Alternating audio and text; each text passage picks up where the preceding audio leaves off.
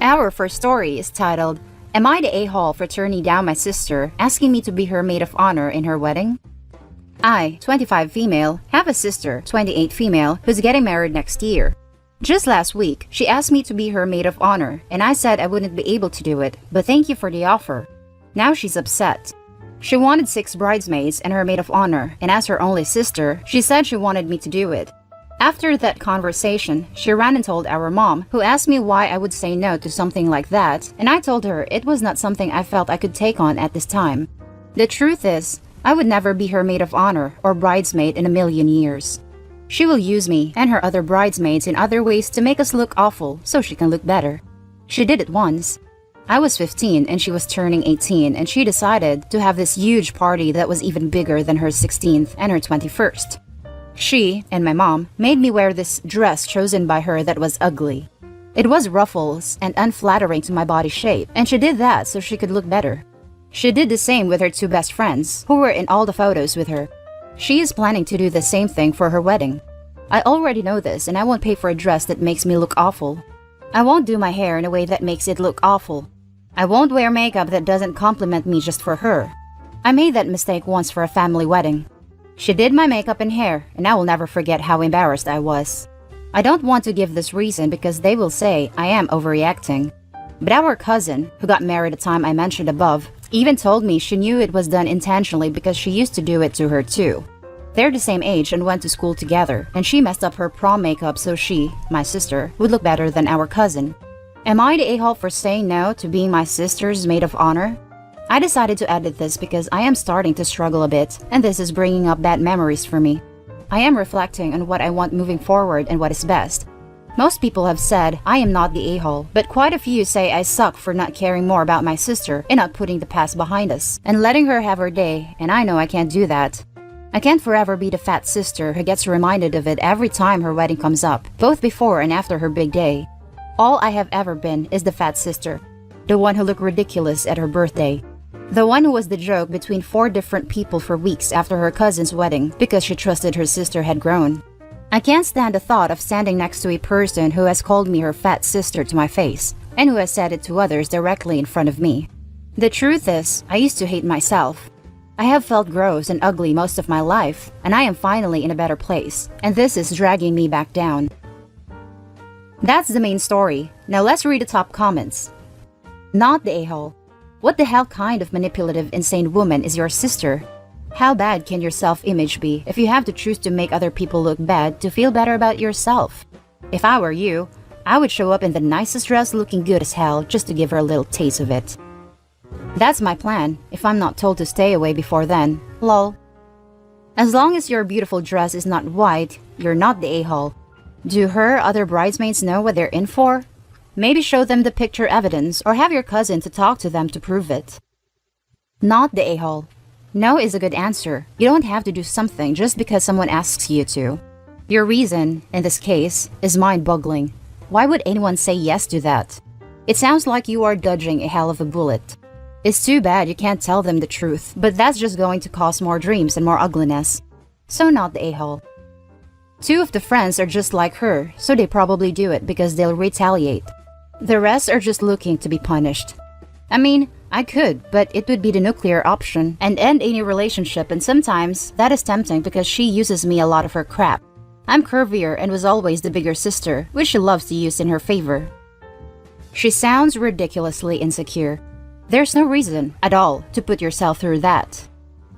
She is. She's also malicious, which feeds into the insecurity. I won't lol, trust me. Now for the second story.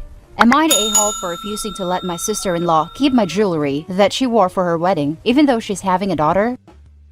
My sister-in-law is actually married to my half-brother, but for the post's sake, I'll just refer to him as my brother. We have the same mother, different fathers. My brother was from my mom's first marriage, and there's a 16-year age gap between us. He's 33, I'm 17, so we don't have a sibling relationship, we're more like cousins. We see each other a few times a year and have a good relationship, but we aren't super close. My mom died when I was 6, so I don't have many memories with her. However, she left me all of her jewelry with a handwritten note about the significance of each piece.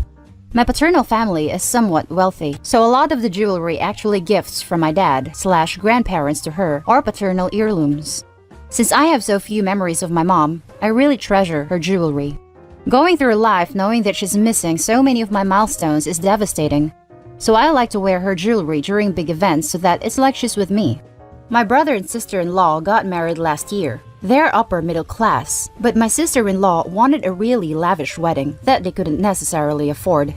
My paternal family gifted them a large sum of money, and I offered to let my sister-in-law borrow some of my jewelry to wear for the wedding instead of the costume jewelry she was going to wear. It was a nice way to integrate my mom's memory into the wedding and also be something borrowed. She was super excited and ended up picking out a set of pearl jewelry that were presents from my paternal grandparents to my mom for her wedding. She also chose a diamond brooch/hairpiece that my mom and paternal grandma designed together using diamonds from the earrings she wore in my parents' wedding, both of my grandma's engagement rings, and some other paternal heirloom diamonds. They designed it together after I was born, intended for me. After the wedding, my sister-in-law tried to keep the jewelry since she claimed it was now more sentimental to her. I said no, but my brother told me to give her them since they're from his mom too. But I don't think that's fair, since the jewelry has no significance for his paternal family. They keep pestering me whenever we meet, even though I told them no. Now, my sister-in-law is pregnant, and the baby is a girl. She messaged me with a list of jewelry she wanted from my collection because she wanted my niece to have them. That included all of the above jewelry, some other jewelry my mom left me, and also some pieces from my personal collection. My brother and sister-in-law think that I need to give my niece the jewelry since she's the girl of the family. If my niece wanted to borrow the same jewelry her mom wore for her wedding, which won't even be for like 20 years, I'd gladly let her. But I don't want to give away these important signifiers of my mom. They're calling me a selfish a-hole since my niece won't have any inherited jewelry from her paternal family. I could definitely afford to give the jewelry away or buy more. But I don't want to, and I won't. Am I the a-hole? Edit. Thanks for everyone's comments. To clear up some confusion, the jewelry is in my possession right now, so don't worry. Now for the top comments. Not the a-hole. That is your property, and they have no right to demand you give it to them. That is ridiculous. The longer you put off getting the jewelry, the more they feel it belongs to them. Get it back now. Go to them and tell them to give you the jewelry. Absolutely. The post literally states this jewelry was created for OP after she was born.